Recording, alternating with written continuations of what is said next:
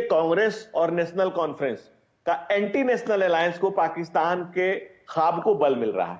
दिक्कत तब होती है जब पाकिस्तान कहता है, जब धारा 370 और 35 से हटा, 48 घंटे का समय भी पाकिस्तान ने नहीं दिया, कहा कि एम्बेसडर को खाली करने के लिए। दूसरी बात, उसके बाद कांग्रेस ने आज तक उसका विरोध नहीं किया। दूसरी बात कह रहे हैं सुबह से आप नैरेटिव चला रहे हैं। कांग्रेस का एक नेता आकर के सामने कह देता कि हम पाकिस्तान के इस मंसूबे के साथ नहीं है, तो इस देश की जनता जान जाती। दिक्कत कब होती है? जब यहां के नेता, कांग्रेस के नेता, जब हाफिज सईद को हाफिज सईद साहब कहते हैं, तब इस देश की आवाम को, चाहे वो कश्मीर की हो, कश्मीरियत की हो, भारत के किसी भी हिस्से की हो, उसको दिक्कत होती है। जब मणिशंकर अय्यर जाकर पाकिस्तान में कहते हैं कि मोदी को हराने के लिए हमें मेरी मदद करो, तब इस देश की आवाम को दिक्कत होती है।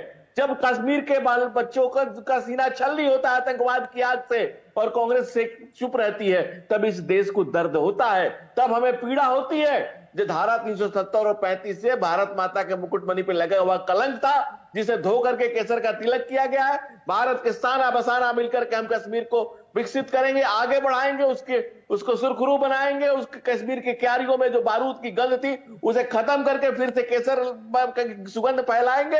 और जब अभी 10 नई पॉलिटिकल पार्टी बनी है, जिस ढंग से कश्मीर का विकास हो रहा है, 800 मेडिकल की सीटें बढ़ी है, टूरिज्म बढ़ा है, 14,000 करोड़ का इन्वेस्टमेंट, 84,000 करोड़ का इन्वेस्टमेंट था, इकोनॉमी डबल हो गई है। लेकिन मसला क्या है? कांग्रेस ने मुल्क से ऊपर किसी धर्म विशेष को रख करके अपीचमेंट की जो पॉलिटिक्स की है, जो इस देश में वीर अब्दुल हमीद की शहादत को नहीं याद करती है कांग्रेस, लेकिन हां, आतंकवादियों के साथ कांग्रेस साना बसाना करती है, उनके साथ हैंड इन ग्लव्स करती है। वो तमाम लोग जो भारत की के ख्वाब देख रहे हैं भारत के खिलाफ, उनके स्टेटमेंट पर अगर कांग्रेस पार्टी नहीं बोलती है, तो यह पता चलता है कि यह रिश्ता क्या कहलाता है।